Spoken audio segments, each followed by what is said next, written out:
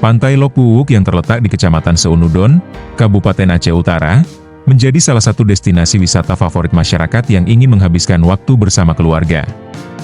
Pantai ini tampak ramai oleh pengunjung dari berbagai daerah yang datang untuk menikmati keindahan alam dan suasana laut yang menenangkan.